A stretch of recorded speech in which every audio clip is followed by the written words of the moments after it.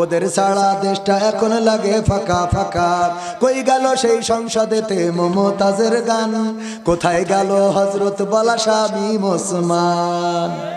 কই গেল সেই সংসদেতে মমতাজের গান, কোথায় গেল হযরত বলা শামীম ওসমান? কারণটা কি? কারণ হলো এখন এখান থেকে যদি কারো জয়পুরহাট যেতে হয় রাস্তায় দাঁড়ায় থাকতে হবে কতক্ষণ? যতক্ষণ পর্যন্ত একটা গাড়ি না আসে। এই গাড়ি আসার আগ পর্যন্ত মানুষ যাওয়া আসা করে না করে না? এর মধ্যে যত পর্দাশীল হোক, হঠাৎ বাতাস আসলো, নেকাব আছে, হিজাব আছে, বাতাস এসে যদি ঠাস করে একটু উড়ে যায় তাহলে বক্ষদেশ দেখা যায় না যায় না? তো চাচা আসতেছে হঠাৎ চোখের পরে পড়ে না পড়ে না? গুনাহ ওরও হলো, এও দাঁড়ায় থাকলো, সমস্যা আছে না নাই? আবার ইজি বাইকি বারবার ড্রাইভারের হাত মারি দাঁড়াও, জায়গা আছে জয়পুরহাট যাবো না, হবে না। দেখা যাচ্ছে এমন একটা ইজি বাইক আসলো, অটো, যে বাইকই খালি একটা সিট আছে, বাকি সব পুরুষ। এখন ও যেহেতু যাওয়াই লাগবে, সুতরাং ওখানে বসা ছাড়া তো কোনো রাস্তা নাই, তাহলে ওই জায়গায় বসি ঘেঁষা খালি গুনাহ আছে না নাই? কথা কয় না?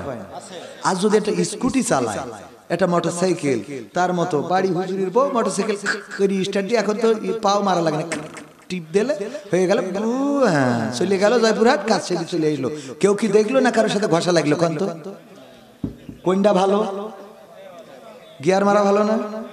তাহলে এইটা নিয়ে বাঁকা চোখে দেখে কিরম লাগে। এই জন্যই মাদ্রাসা, স্কুল, কলেজ মেয়েদেরকে এখন প্রতিষ্ঠান দায়িত্ব নেবে, তাদেরকে ড্রাইভিং শিখাবে। কি শিখাবে মনে থাকবে? এটা নিজের বোর নিজে শিখাই দিতে হবে। তুমি আপনি হঠাৎ আহত হয়েছে, তার দেখতে যাইতে হবে, ঢুক করে গিয়ার দিয়ে চলে যাবে না, তুই আহত হাসপাতাল নিয়ে যাবে। হ্যাঁ, শিখাবে, মনে থাকবে। হ্যাঁ আছে যখন, তাহলে অসুবিধা শিখাই দেবে। আপনি অসুবিধে, আপনার হঠাৎ অসুস্থ হয়েছেন, আপনার স্ত্রী আপনার হাসপাতালে নিয়ে যাবে, অসুবিধা আছে কোনো? তাইলে এইটাই তো ইসলাম। বোঝে না আরেকজনের সাথে ঘষা খাবে, ওইটা ভালো। কথা কি বোঝা গেছে? আমরা না বুঝে লাফাই, খালি না বুঝে লাফাই। ভালো করে বলবেন জিনিসটা, বুঝলি দেখবেন যে ইসলাম কত সুন্দর। আমাদের সেই ইসলাম মানার দরকার আছে না নাই? না মানলে তো দেশে জায়গা হবে না, পালাই যাওয়া লাগবে। এমপিরা সব কোথায় গেল? মন্ত্রীরা সব কোথায় গেল? কোথায় কাদের কাকা? তাদের ছাড়া দেশটা এখন লাগে ফাঁকা ফাঁকা। পালাবো না, প্রয়োজন হলে ফখরুলের বাসায় গিয়ে উঠবো। ঠাকুরগাঁওয়ে বাসা আছে না?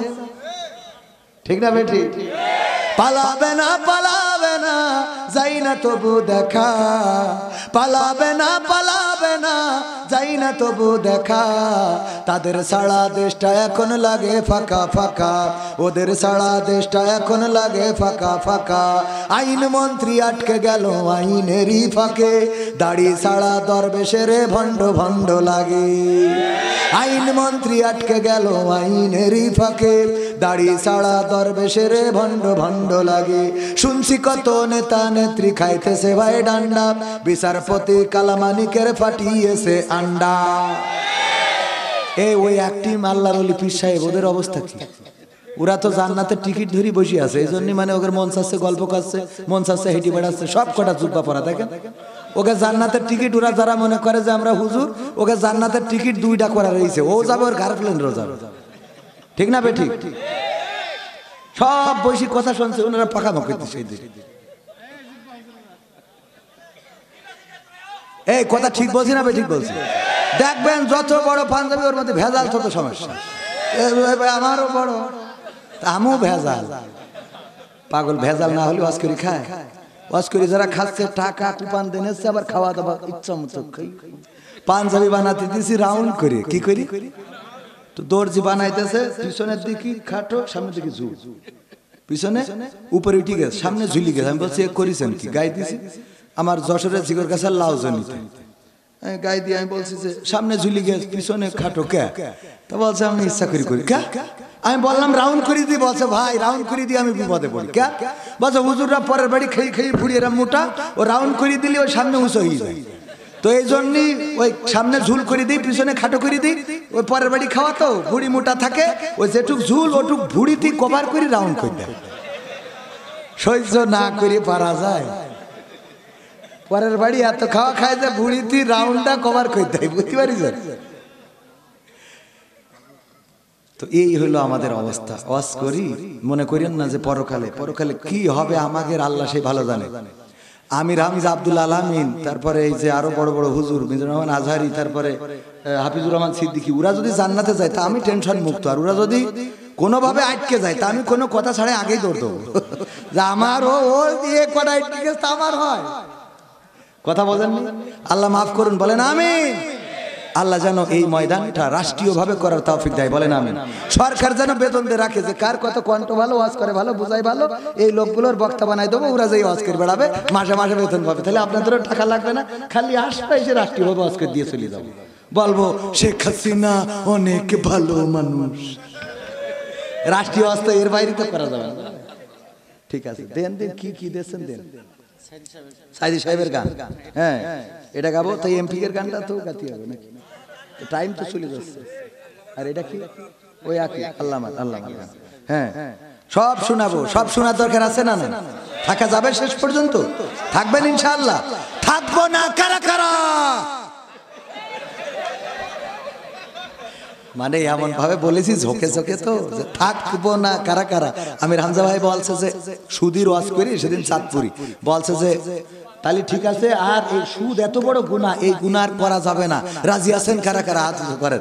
তো কিছু লোক হাত তুলে বলছে যাক তাও ভালো যে কিছু লোক আছেন অন্তত সুদখোর। হাত তুলে বিবাদে পড়ে গেছে, বলছে তাও ভালো কিছু লোক আছেন অন্তত সুদখোর। মানে ছেড়ে দিতে চাইছে তো, না খালিও ছাড়বে কেন? কথা কয় না। আল্লাহ হেদায়েত করে, বলেন আমিন। এমপিরা সব কোথায় গেল, মন্ত্রীরা সব কোথায় গেল, কোথায় কাদের কাকা? তাদের সারা দেশটা এখন লাগে ফাঁকা ফাঁকা, ওদের সারা দেশটা এখন লাগে ফাঁকা ফাঁকা।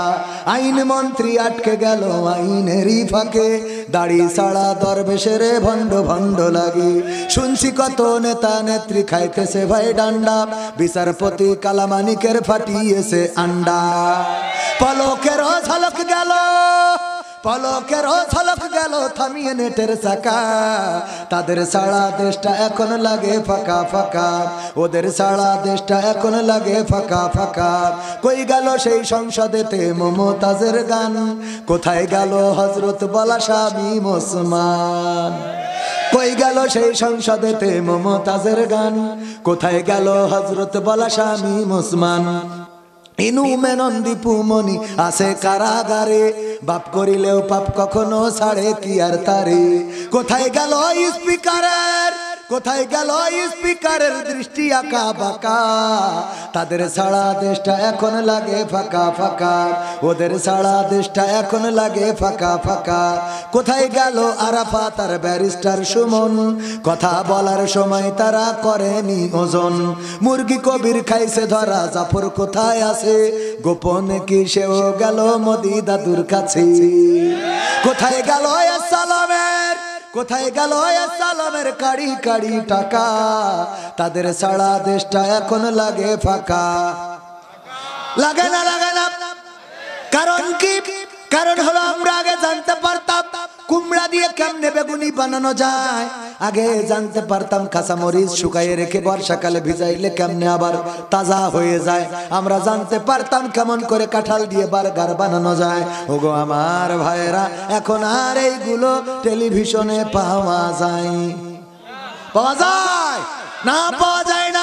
তারপরে আরো কি করলেন? এই বিউটি পার্লার কে দিয়েছে? ঠিক না বেঠিক?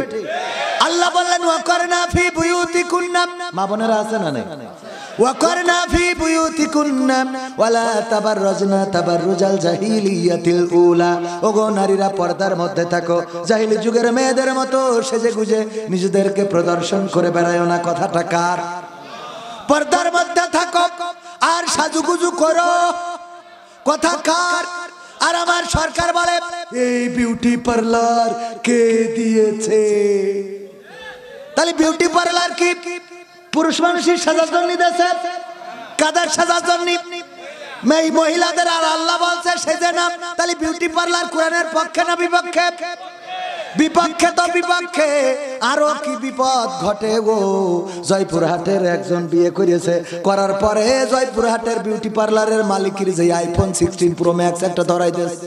আইফোন 16 Pro Max মুরব্বীরা তো বুঝছেন না, আইফোন মানে দামি ব্র্যান্ড। ওরে বাবা, এই ব্র্যান্ড আমার একটা আছে, আমার লাইফ চলতেছে ওই যে। হ্যাঁ, তো এই দামি ব্র্যান্ড কাতার থেকে একজন দান করেছিল আমার, তা না হলে কিনার টাকা এখনো হয়নি, তো না হয়নি না হইয়াছে কিনি।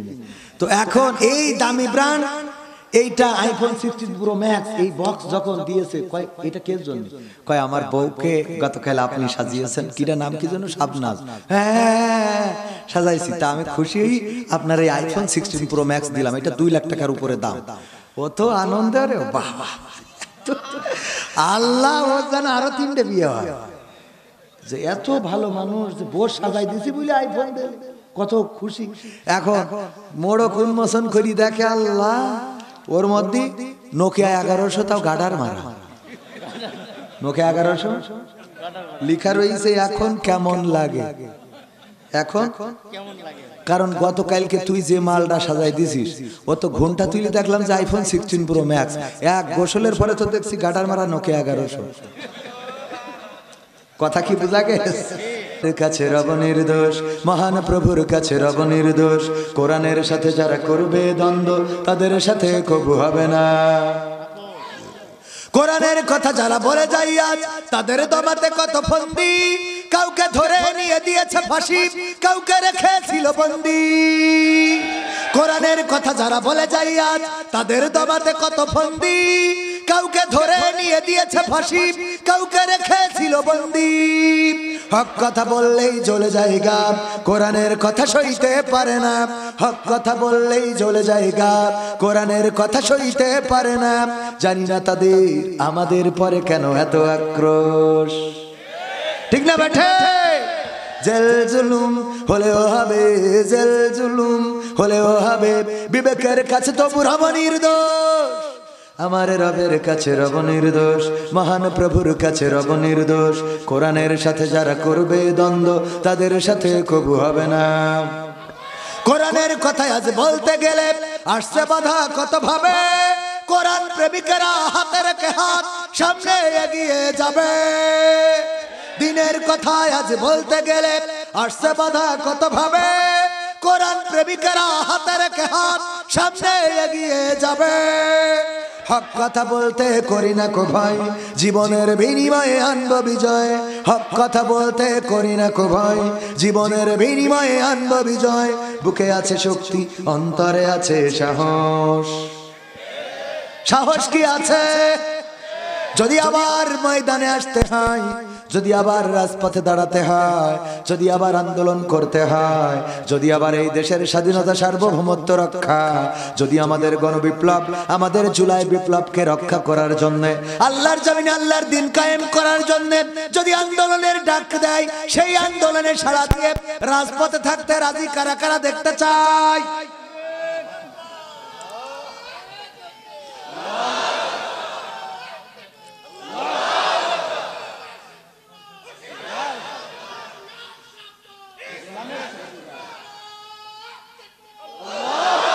সাহস নিয়ে দাঁড়িয়েছ তাই মুক্ত হয়েছে জমিন, সাহস করে দাঁড়ালে আর একবার কায়েম হয়ে যাবে দিন।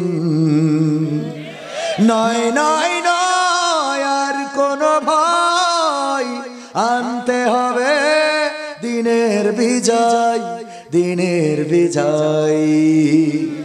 যারা ভেবেছিল ছাড়বে না আর ক্ষমতার মাসনদ, দেখেছে তারা রবের পাকড়াও কি করে করে নাস্তানাবুদ।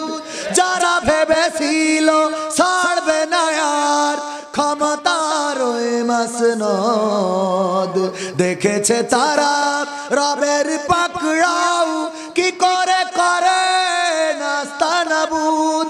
তাই নয় নয় নয় আর কোনো ভয়, আনতে হবে দিনের বিজয়, দিনের বিজয়।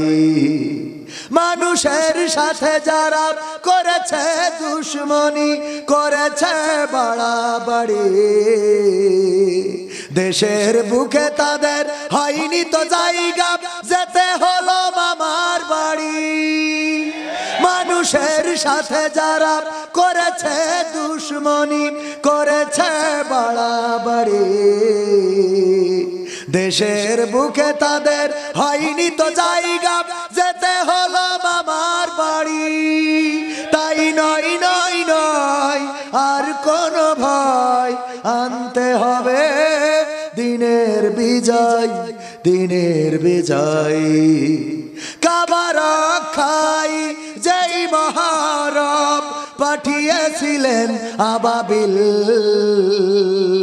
আজও তিনি দয়াময় তেমনই আছে, বদলেনি তো এক দিল। কাবা রক্ষায় যেই মহারব পাঠিয়েছিলেন আবাবিল, আজও তিনি দয়াময় তেমনই আছে, বদলেনি তো এক দিল। তাই নয় নয় নয় আর কোনো ভয়, আনতে হবে দিনের বিজয়, দিনের বিজয়। সাহস নিয়ে দাঁড়িয়েছ তাই মুক্ত হয়েছে জমিন, সাহস করে দাঁড়ালে আর একবার কায়েম হয়ে যাবে দিন। ঠিক না বেঠে?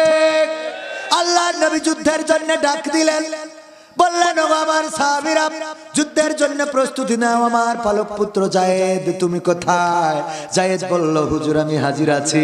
আল্লাহর নবী বললেন জায়েদ বিদায় আদায় নিয়ে নাও, আজকের যুদ্ধের মুতার যুদ্ধের সেনাপতি তুমি, তোমার আজকে নেতৃত্ব দিতে হবে। তারপরে বললেন আবু জাফর তুমি কোথায়? আবু জাফর বিন আবু তালিব বললেন যে হুজুর আমি হাজির আছি। বলল আবু জাফর জায়েদ যদি শহীদ হয়ে যায় তাহলে সেনাপতির দায়িত্ব তোমার উপরে, তুমি নেতৃত্ব দেবে, তুমি এই যুদ্ধের নেতৃত্ব দেবে। তারপরে বললেন আব্দুল্লাহ বিন রাওহা তুমি কোথায়? আব্দুল্লাহ বিন রাওহা ওই দিন বিয়ে করেছে, ছিল ফুলসজ্জার রাত, বাসরের রাত। ওই সময় হাজিরা দিয়ে বললেন লাব্বাইক হুজুর আমি হাজির আছি। আল্লাহর রাসূল বললেন ওগো আব্দুল্লাহ বিন রাওহা তোমার যুদ্ধের নেতৃত্ব দিতে হবে। যদি জাফর এবং জায়েদ শহীদ হয়ে যায়, ওনারা দুইজন যদি শহীদ হয়ে যায় তাহলে তুমি যুদ্ধের সেনাপতির দায়িত্ব নিয়ে দায়িত্ব পালন করবে। তারপরে শুনে নাও যদি আব্দুল্লাহ বিন রাওহা তুমি শহীদ হয়ে যাও, ওগো আমার সাহাবীরা তোমরা যাকে যোগ্য মনে করো তারাই যুদ্ধের সেনাপতির দায়িত্ব নিয়ে যাকে যোগ্য মনে করবা তাকে তার নেতৃত্ব দিয়ে দিবা, তার নেতৃত্বে আজকের মুতার প্রান্তরে যুদ্ধ করবা, বিজয় ছিনিয়ে আনতে হবে। আল্লাহর নবী এই দায়িত্ব দেওয়ার পরে বললেন যাও পরিবার থেকে বিদায় নিয়ে আসো। জায়েদ বললেন ওগো বিশ্বনবী আপনি আমার পিতা আর মা আয়েশা রাদিয়াল্লাহু তাআলা আনহা তিনি ঘর থেকে শুনেছেন আপনি আদেশ করেছেন। জায়েদ রাদিয়াল্লাহু তাআলা আনহু বললেন আপনারা তো বিদায় দিয়েছেন, আর নতুন করে কার কাছে যাব? আবু জাফর চলে গেলেন বাড়িতে, স্ত্রীকে বললেন ওগো স্ত্রী বিদায় দাও, যুদ্ধের ময়দানে যায়, হয়তো আর দেখা হবে না, আর ফেরা হবে না। তোমার দায়িত্ব পালনে যদি আমার কোনো ত্রুটি থাকে ক্ষমা করে দিও। সন্তানদেরকে দিনের পথে লালন পালন করবা, বড় করবা, আল্লাহ ও তার রাসূলের পথে তাদেরকে বড় করে তুলবা। এই দায়িত্ব দিয়ে যখন চলে যাচ্ছেন স্ত্রী বললেন ওগো আমার স্বামী আমি একটু ফরিয়াদ করব, তুমি আমার সাথে দুখানা হাত তোলো। স্ত্রী ফরিয়াদ করলো ওগো আল্লাহ যুদ্ধের ময়দানে তো কত সেনাই যায়, কত সেনা যায়, সেনাপতি যায়, আজকে আমার স্বামীকে যুদ্ধের ময়দানে সেনাপতি করেছে, আমার কোনো আপত্তি নাই, কিন্তু আল্লাহ তোমার কাছে চাই তুমি আমার স্বামীকে যুদ্ধের ময়দান থেকে গাজী বানাই আমার কোলে ফিরাইয়ে দিও। আল্লাহর নবীর সাহাবী আবু জাফর বললেন ওগো আমার স্ত্রী তুমি উল্টা দোয়া করো না, তোমার দোয়াটা আল্লাহ কবুল করবেন না, কারণ বিশ্ব নবী আমার দায়িত্ব দিয়েছেন মাঝখানে, আমার আগে একজন আছেন পরে একজন আছেন, আজকের যুদ্ধের ময়দানে আমি শহীদ হয়ে যাব, এটা অন্তত নিশ্চিত করে বলা যেতে পারে ইনশাআল্লাহ। সুতরাং আজকে তোমার এই দোয়া আল্লাহ শুনবেন না, বরং বিদায় দাও। চলে যায়, বিদায় নিয়ে চলে যাচ্ছেন। সন্তানেরা কাঁদে, স্ত্রী কাঁদে, পিছন দিকে একবারও ফিরে তাকান নাই। আব্দুল্লাহ বিন রাওহা চলে গেলেন স্ত্রীর কাছে, বললেন স্ত্রী তোমার বিয়ে করে এনেছি, আজকে ছিল বাসরের রাত, ফুলসজ্জার রাত। তোমার এই ফুলসজ্জার রাতে তোমার দায়িত্ব পালন করতে পারলাম না। বিশ্বনবী যুদ্ধের সেনাপতি করেছেন, আমি শহীদ হওয়ার হয়তো সুযোগ পাবো না। আজকেই সেই মোক্ষম সুযোগটা এসে গেছে। ওগো আমার স্ত্রী, চললাম যুদ্ধের ময়দানে, দোয়া করো যদি পরকালে আল্লাহ দেখা করান, জান্নাতে দেখা হবে। স্ত্রী বললেন, ওগো আমার স্বামী, তোমাকে ভালো করে এখনো দেখি নাই, তোমার চেহারাটা কেমন আমি এখনো দেখি নাই, তোমার চেহারাটা আমার অন্তরের মধ্যে ছবিটা গাঁথা নাই। ওগো আব্দুল্লাহ বিন রওহা, যদি একটু ঘরে আসতে, তোমার চেহারাটা আমি সুন্দর করে একটু দেখে রাখতাম, আমার অন্তরের মধ্যে একটা ছবি তুলে রাখতাম। ওগো আমার স্বামী, একটু কি ঘরের ভিতরে আসা যাবে? আমি তোমারে একটু দেখতে চাই।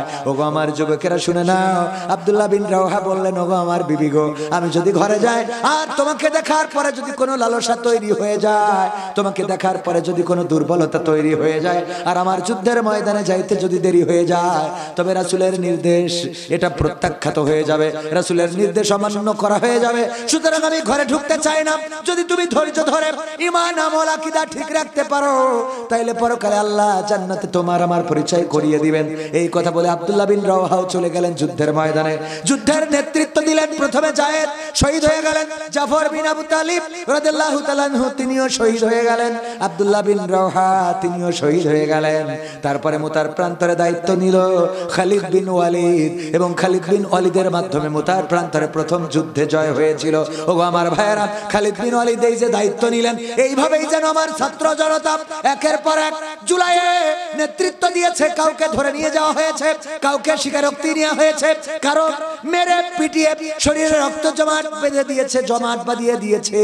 তারপরে আবার আরেকজন ছুটে এসেছে, দায়িত্ব নিয়েছে, নতুন নতুন ঘোষণা দিয়েছে, আন্দোলন চালিয়ে নিয়েছে। তাদেরকে ঘোষণা দিয়েছে যে আমরা আন্দোলনে নাই, আমরা আন্দোলন প্রত্যাহার করলাম। ডিবির হাউন আঙ্কেল, কি আঙ্কেল?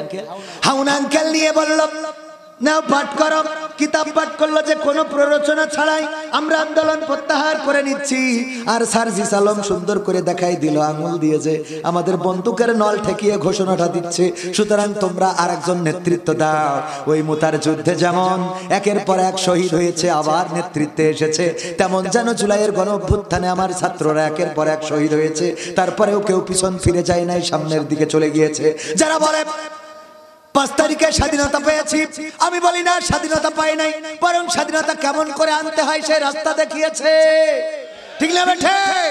কেমন করে আনতে হয় এটা যেন ওই মুতার প্রান্তরে যেভাবে আল্লাহর রাসূলের সাহাবীরা একের পর এক যুদ্ধ করেছেন, শহীদ হয়েছেন, কালেমার পতাকা উঁচু করে ধরেছেন, এমন উঁচু করে রেখেছেন। জাফর রাদিয়াল্লাহু তাআলা আনহু শহীদ হওয়ার সময় আব্দুল্লাহ বিন রওহা দৌড়ে গিয়েছেন, যে দেখেন জাফর রাদিয়াল্লাহু তাআলা আনহু কালেমার পতাকাটা এমন ভাবে উত্তোলন করে রেখেছেন যে মাথা থেকে, ধড় থেকে মাথাটা আলাদা হয়ে গেছে। এক পাশে শরীর পড়ে আছে, এক পাশে মাথা। ওই মাথার মধ্যে দাঁতে কামড়ানো, এখনো পতাকাটা উঁচু করে ধরা। এইভাবে যদি আপনারা আমরা রাজপথে থাকতে পারি, ওই ছাত্রদের মতো যদি আমরা রক্ত দেওয়ার সিদ্ধান্ত নিতে পারি। আমাদের বোনেরা বলেছিল সামনে স্বাধীনতা, পিছনে পুলিশ, সুতরাং স্বাধীনতার দিকে এগিয়ে যাব, বলেছে না বলে নাই? স্বাধীনতার দিকে এগিয়েছে, মরেছে, লাশ ফেলে রেখে চলে গিয়েছে সামনের দিকে। যেতে যেতে যেতে যেতে দেখা গিয়েছে যারা 41 সালের আগে ক্ষমতা ছাড়বে না, তারা ক্ষমতা তো ছেড়েছে এমন ভাবে পালাইছে যে বাংলাদেশে তাদের কোনো অস্তিত্ব এখন আর নাই। ঠিক না বেঠে? ক্ষমতায় কেউ স্থায়ী হয় না, হোক না সে হাসিনা কিবারে না, সে আরটা চিরকাল থাকে না। মুজিবুর বেশি দিন থাকেনি, জিয়াউর কেউ তো রাখেনি। মুজিবুর বেশি দিন থাকেনি, জিয়াউর কেউ তো রাখেনি। এরশাদ চলে গেছে পৃথিবী ছেড়ে, এরশাদ চলে গেছে পৃথিবী ছেড়ে, কেউ আজ তার কথা কয় না। ঠিক না বেঠে? ক্ষমতায় কেউ স্থায়ী হয় না, হোক না সে হাসিনা কিবারে না, সে আরটা চিরকাল থাকে না। হাসিনা ক্ষমতা ধরে রাখতে আয়না ঘর বানিয়েছিল, জনগণের রোশানলে দাদার দেশে পালিয়ে গেল। হাসিনা ক্ষমতা ধরে রাখতে আয়না ঘর বানিয়েছিল, জনগণের রোশনালে দাদার দেশে পালিয়ে গেল। ডিবি হারুনের পাশে আর, ডিবি হারুনের পাশে আর পরিমণিদের দেখা যায় না। ক্ষমতায় কেউ স্থায়ী হয় না, হোক না সে হাসিনা কিবা রেহেনা, সে আরটা চিরকাল থাকে না। ঠিক না বেঠে? এই চেয়ার যারা ধরে রাখতে চেয়েছিল, ইতিপূর্বে আমরা ফেরাউনের ইতিহাস জানি, নমরুদের ইতিহাস জানি, হামানের ইতিহাস জানি, কারুনের ইতিহাস জানি, আবু জাহেলের ইতিহাস জানি, আব্রাহার ইতিহাস জানি, আমরা আব্দুল্লাহ বিন উবাইয়ের ইতিহাস জানি, গৌর গোবিন্দের ইতিহাস জানি। আমরা এই বাংলার জমিনেও অনেককেই দেখেছি যারা চেয়ারটা ধরে থাকতে চেয়েছিল, স্বৈরাচারী কায়দায় ক্ষমতা গ্রহণ করেছিল। আল্লাহ রাব্বুল আলামিন একে একে বিদায় করেছেন। ইতিহাসের সবচেয়ে বড় শিক্ষা হলো যে ইতিহাস থেকে কেউ শিক্ষা নেয় না। ঠিক না বেঠে? ইতিহাস দেখে পড়ে কিন্তু শিক্ষা নেয়। কত কয় না শিক্ষা নেয়।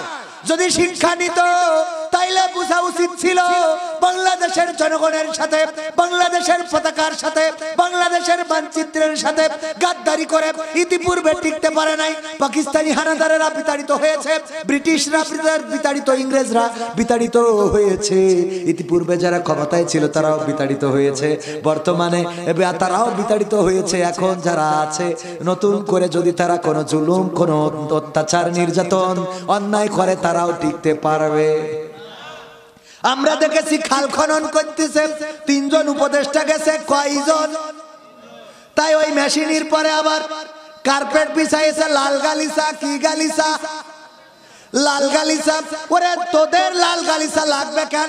আমার রাসূলের তৈরি করা ইতিহাস থেকে শিখে নাও রাষ্ট্র কেমন করে চালাতে হয়। আল্লাহর নবী এমন সাহাবী বানালেন। ইসলামের দ্বিতীয় খলিফা ওমর রাদিয়াল্লাহু তাআলা আনহুর ব্যাপারে খবর আসলো, যদি ওমর এসে কুফায় এসে বলে তাইলে আমরা কর দেব, না হইলে ভ্যাট ট্যাক্স দেব না, না হইলে অমুসলিমরা বলল এই কুফায় ওমরকে আসতে হবে, এসে তার বলতে হবে যে এই রাষ্ট্রের জন্য ভ্যাট দাও, ট্যাক্স দাও, তা না হলে দেব না। এই কথা বলল কারা? অমুসলিমরা। কারা? গভর্নরকে জানিয়ে দিল সশরীরে যদি ওমর আসে তাইলে দেব, না হইলে দেব না। যেমন যদি এই ইউনিয়নে কেউ যায় কালেকশনের জন্য, যে চেয়ারম্যান সাহেব বলেছে এই টাকাটা দিতে, ও বলবে তোমার হাতে দেব না, চেয়ারম্যান এসে বললি দেবো, এরকম বলে না? বলে না। কোন একটা গোলমাল যদি হয় সালিশ মিটানোর জন্য, চেয়ারম্যান যদি বলে আমি একটা প্রতিনিধি পাঠালাম, এই প্রতিনিধি যদি যেয়ে বলে এই মাস সালিশ বিচারটা করার জন্য আমার দায়িত্ব দিয়েছে, সালিশ মিটিং এ যারা আসে তারা বলে যে না, চেয়ারম্যান এসে করে দিতে হবে, দরকার হলে 2 দিন দেরি করা লাগে, করব। এরকম বলে না? বলে না। মানবো কিন্তু তুমি না, চেয়ারম্যানকে আসতে হবে। কুফাবাসী সেটাই বলল, যদি ওমর আসে তাইলে আমরা কর দেব, ট্যাক্স দেব, ভ্যাট দেব, যদি না আসে তাইলে দেব না। এই কথা বলার পরে খবর পাঠালো গভর্নর। খবর পাঠানোর পরে ওমর রাদিয়াল্লাহু তাআলা আনহু রওনা করলেন উট নিয়ে, সাথে ভৃত। যাওয়ার পথে অনেক পথ, 1-150 কিলোমিটার বা তারও কম বেশি হয়ে থাকতে পারে। এই পথ যাওয়ার সময় কিছু দূর যায়, ওমর রাদিয়াল্লাহু তাআলা আনহু উট থেকে নেমে আসে। নামার পরে যে ভৃত, যে গোলাম, এই কর্মচারীকে আবার উটের উপরে চাপিয়ে দেয়, নাও তুমি এখন উটের উপরে চেপে বসো, আমি একটু রশি টানি।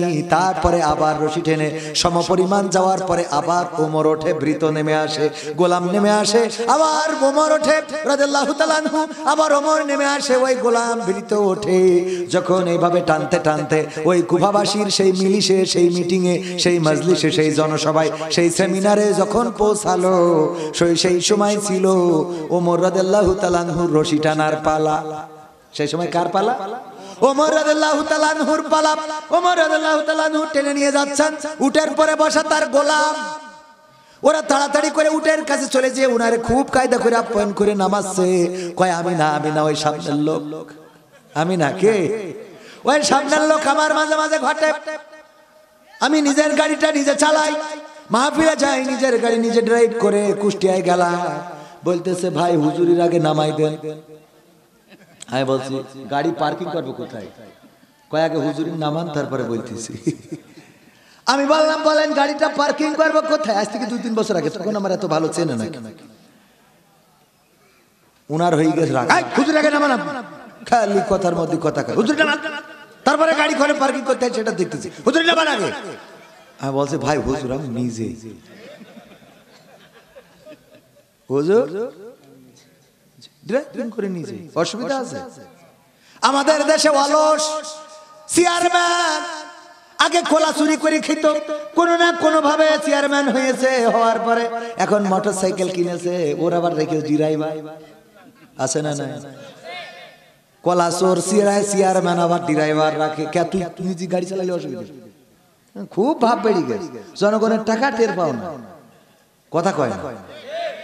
যেই চেয়ারম্যান হওয়ার আগে ড্রাইভার নাই, কিন্তু হওয়ার পরে ড্রাইভার আছে, বলবেন এটা ভেজাল চেয়ারম্যান। কি জাল, কি জাল, জোরে বলেন কি জাল, আরো জোরে, জোর হলো না। এই জাতীয় ভেজাল চেয়ারম্যান কি চলবে? না, চলবে না। চেয়ারম্যান তার নিজের কাজ নিজে করতে হবে।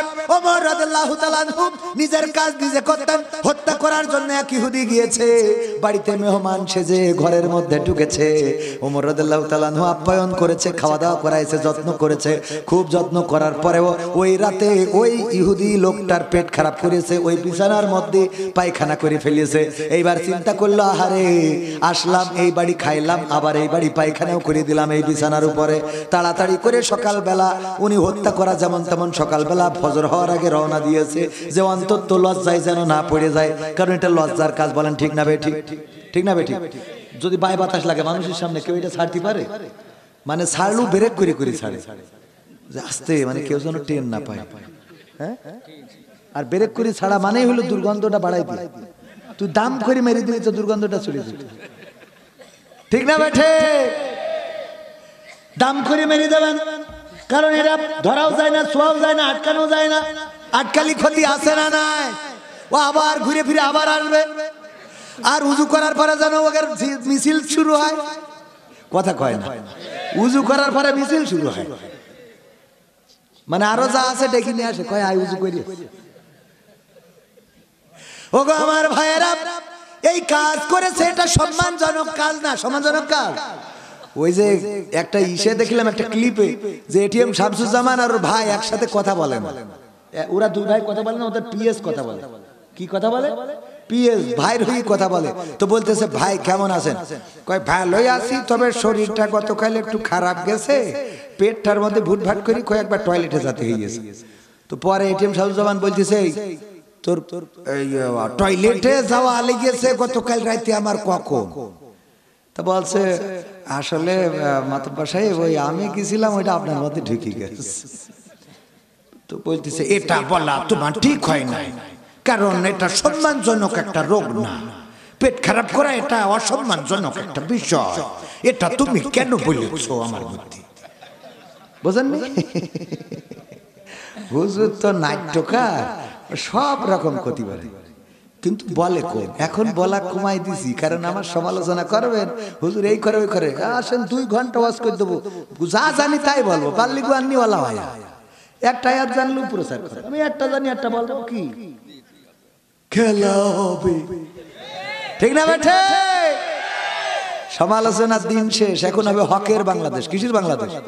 মাজলিসুল মুফাসসিরিনের প্রোগ্রামে যাচ্ছে, অনেকেই কয় আপনি একজন নাট্যকার মানুষ, আপনিও যাচ্ছেন। তাই বললাম, আমাকে আমির হলো ডাক্তার, তো ডাক্তারের বক্তৃতা শুনতে আবার কি নাট্যকার হলে অসুবিধা আছে? কথা কয় না। পাকা মুখারার জায়গা খুঁজে পাও না। তুমি মাওলানা হয়ে ওয়াজ করতে হবে, মুফতি মুহাদ্দিস হয়ে ওয়াজ করতে হবে, তোমার কই স্কিল? কথা কয় না। ঠিক না বেঠিক? উনি হুজুর আওয়াজ করে, বাবারা ভালো হয়ে যাও, ইসলামের পথে আসো, কালেমার পতাকা নিয়ে তোমার নবীর সাহাবীর মতো নেতৃত্ব দিতে হবে, তোমার মসজিদের ইমামতি করতে হবে, খুতবা দিতে হবে, মিছিলের নেতৃত্ব দিতে হবে। এখন যদি কোনো যুবক আইএ পাশ করে এসে আল্লাহওয়ালা হয়ে যায়, ও যদি নামাজি হয়, রোজাদার হয়, কোরআন বলা শুরু করে, ওই হুজুরি আবার বলবে, ও আবার কোন মাদ্রাসায় পড়ি এখন ওয়াজ করে? কথা কয় না। ও তো তোর ওয়াজ শুনে ভালো হইলো, কথা কয় না। তোর কাছে ওয়াজ শুনে ও জেনারেল পড়ছিল, তাও তো এক লাইনই হাঁটছিল, ওটা বাদ দে। তুই আগে দাড়ি ছিল না, এখন দাড়ি রেখে বউ চলে গেছে, তাও রেখে দিয়েছে। এরম আছে না নাই? বউ কই দাড়ি রাখলে থাকবো না, কই না থাকিস যা, তোর দাড়ি আমি রাখবো। এই সিদ্ধান্ত নিয়ে সেই ইসলামের পথে। এখন আবার মাওলানা সাহেব কয় ও কোন মাদ্রাসার ছাত্র, ও কোন মাদ্রাসা থেকে টাইটেল নিয়ে আইসো ওয়াজ করে, ও তো তোর কাছ থেকে হুজুর ওয়াজ শুনে তো ওয়াজ করে পাগল। তুই কলি ভালো হতি আবার জান্নাতে, তো জান্নাতে যাওয়া লাগবে না ওর? কথা কয় না।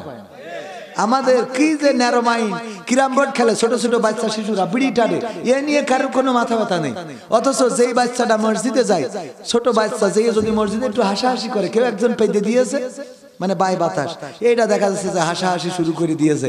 এটা তো স্বাভাবিক, বাচ্চারা করবে না, করবে না তো করবে। ওরে বাবা আত্তাহিয়াতু আত্তাহিয়াতুলিল্লাহি ওয়া কাজ ছেলে যে হাসতেছে, আত্তাহিয়াতুলিল্লাহি ওয়া সালাওয়াতু তাইয়্যিবাতু ধর্ব নামাজ শেষ করিনি। আল্লাহুম্মা সাল্লি আলা মুহাম্মাদ। সহ্য করতে পারছি না তো নামাজটা, সালাম ফিরো হুজুরাত। আল্লাহুম্মা সাল্লি আলা মুহাম্মাদ ওয়া আলা মুহাম্মাদ। সালাম, আসসালামু আলাইকুম ওয়া রাহমাতুল্লাহ। এই কাজ ছেলে রে, এই কা ধরি না, এই কাজ ছেলে রাসূলুল্লাহ কাজ ছেলে করে। আরে বাবা আছে না না? কাজ ছেলে, কাজ ছেলে, কাজ ছেলে। তুই তো এই সময় বিড়ি টেনে বেড়াইছিস দোকানের পিছনে বসে, ঠিক না বেটি? তুই নামাজের কি বুঝবি? বাচ্চা বয়সে নামাজ পড়া। ছোট ছোট বাচ্চারা মক্তবে যাবে, তাদের উৎসাহ দেবেন, তাদের অনুপ্রেরণা যোগাবেন। ছোট ছোট বাচ্চা শিশুরা তারা মসজিদে গেলে তাদেরকে ডেকে পকেটে চকলেট ধরাই দেবেন। আমিও পকেটে এই যে চকলেট রাখছি নিয়মিত, বাচ্চা শিশু আসলে ধরাই দিচ্ছি। হ্যাঁ, এগুলো করবেন। ওর দিয়ে আপনি তো বাচ্চা, মুরব্বী মানুষরা বাচ্চাদের সমান না। আল্লাহ কবুল করুন, বলে না আমি। হ্যাঁ, তো এইগুলো দেবেন, দিলে একটা চকলেট পেয়ে ও দেখবে, ওর বলতে হবে যে দেখো আর হাসাহাসি করবা না দাদু, তুমি সুন্দর করবে। দাদু শোনো, আর হাসাহাসি করা যাবে না, তোমার জন্য এই যে আমি চকলেট এনেছি, এটা নাও, খবরদার যেন আর হাসবা না, এটা খাও। আবার আসরে আসবা, তোমাকে আবার চকলেট দেবো। ও আসবে না? আসবে না। ও খুশি আরো তিনজন ডেকে নিয়ে আসবে। ও না করে আরে বাবা এমন ধমক দেয় যে ও পরে মসজিদে হয়েছে। এবার যখন গাঞ্জা টানে তখন আর প্রতিবাদ করেন করে, তখন আর প্রতিবাদ করে না। এই জন্য আমাদের ইসলাম বুঝতে হবে। অনেকেই আছে এই যে দেখবেন এখন স্কুটি কুড়া, এই যে মোটরসাইকেল মেয়েরা চালায়, এ নিয়ে বাঁকা চোখে দেখে, এমন আছে না নাই? বাঁকা চোখে দেখে আছে না নাই? আমি আপনাদের ক্লিয়ার করে বলতে চাই।